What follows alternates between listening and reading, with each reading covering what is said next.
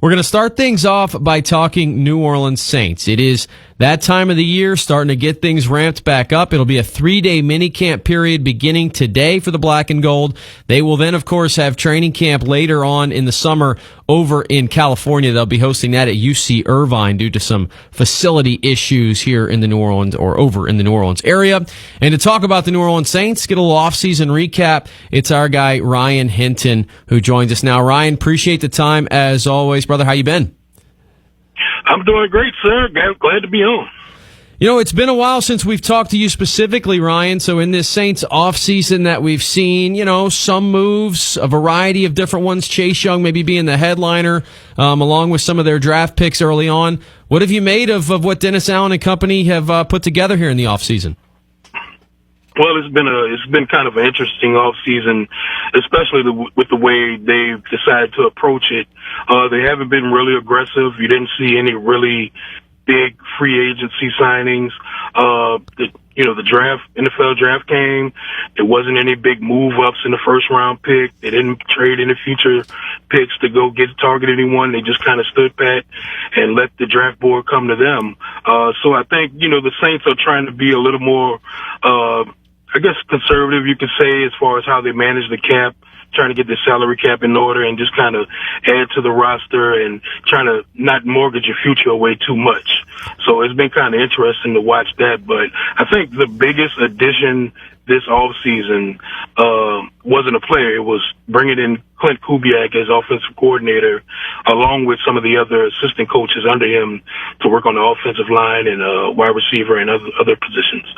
Well, and that's exactly where I was going to go next. Clint Kubiak comes in, and he's got to try and fix that O-line. We know it was a big problem last year, and Doug Marrone's now out the door. Kubiak can bring in some of his own personnel-based coaches, and they bring in some new personnel.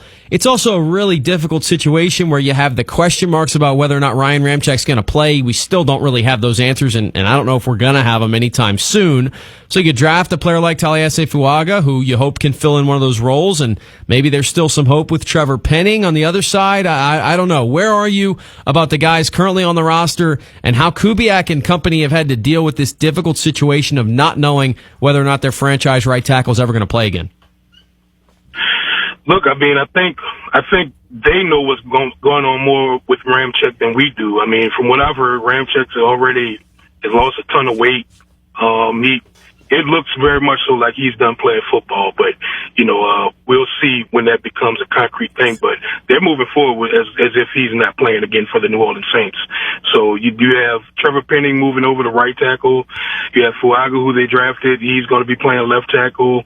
They have Nick Saldiverdi, who they drafted last year in the 4th round, I believe. He's going to be playing left guard.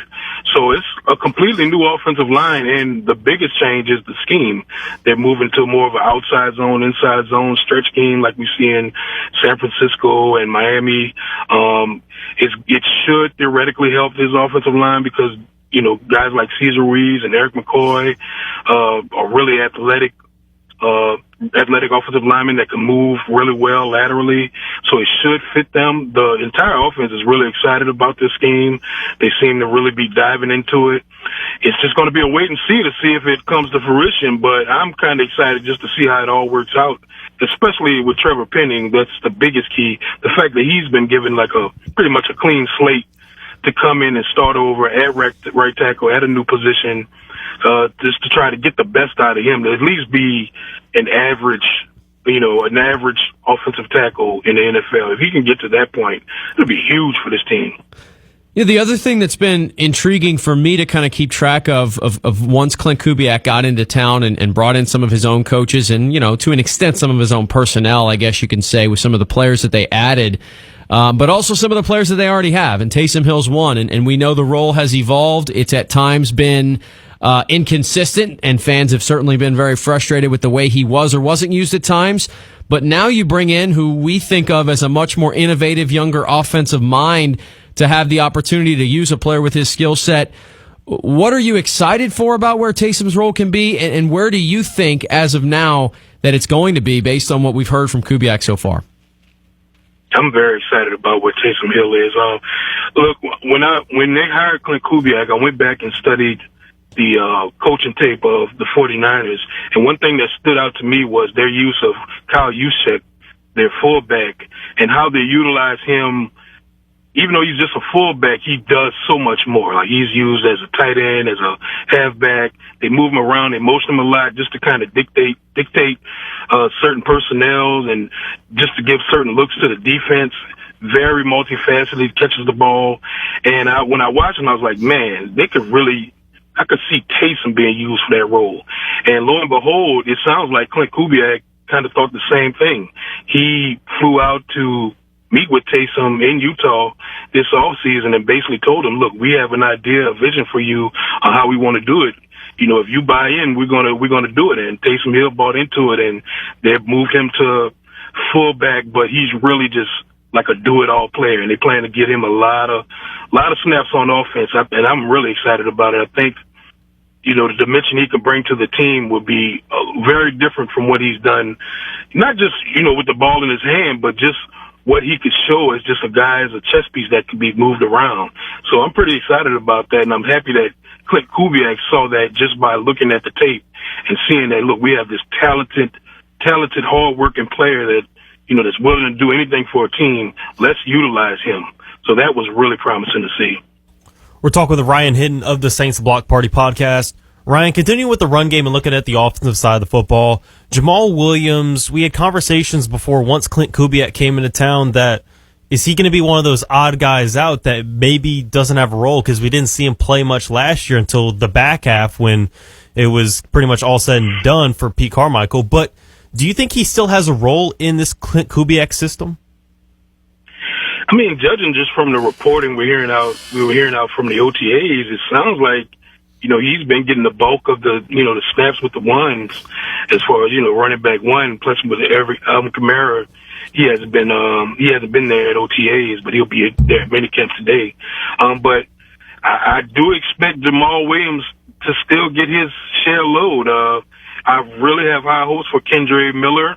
I think he will fit perfectly in this scheme, but you know, he's a young player. He's learning a new offense, so maybe it'll take a little time. And also, he has to stay healthy, which was his problem last year. For Jamal Williams, he's a veteran running back, been around a long time, been around in a bunch of offenses, and he's still a hard-nosed guy that could be utilized in the red zone. But I personally think, man, the Saints need some juice, man. So get the young guys in there that can pop some big plays, because the Saints really struggle. They've been bottom of the league in yards per carry the past 2 years, and a lot of that is just inflated because of Taysom Hill. Without Taysom Hill, it would have been even lower. And then what have you made over the offseason, the development of the story with Marshawn Lattimore, how there was a lot of trade rumors going on, maybe they move on from him, and then they even get Kool-Aid McKinstry in the draft, so it kind of almost further proved it in some people's eyes. But then we heard from Dennis Allen saying that he and Marshawn are all good, and then he showed up today at minicamp. So just kind of want to get your thoughts on the development between that whole story with Marshawn potentially moving on from the Saints, and now he seems to be all good. It's been a long story, and we'll see how it goes. But I think him showing up to camp today pretty much solidifies that at least he's going to be a part of it going forward.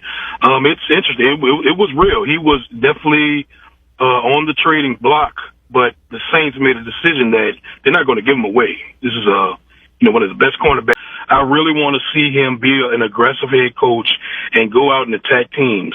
He's a defensive guy, but that doesn't mean you can't have an input on how you want to attack, the team. He needs to be a better game day coach in how you strategize and come with tactics to beat a good team. Go beat a good team, man. They have not beat good teams in his tenure.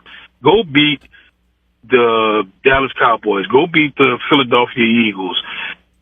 The Chiefs, that might be asking too much, but we'll see. But it's up to him to change that narrative we'll see, man. It's up to him. Well, Ryan, always appreciate your time as always. Tell the folks where they can find you guys, where they can go listen to the podcast, the Saints Block Party podcast that you do, bud. Hey, you could check us out. Check out our podcast, Saints Block Party Podcast, on any podcast catcher that you use. Go to our YouTube channel, Saints Block Party Podcast. We live stream, once or twice a week. You can jump in the chat and drop some questions. Patreon.com/Saints Saints Block Party. You know, you can become a member. Check us out. It's a great community, involved in everything, constantly active. We don't care if it's the off season. We're constantly talking Saints football. So come check us out. Brother, appreciate the time. We'll talk to you soon. Take care. That's Ryan.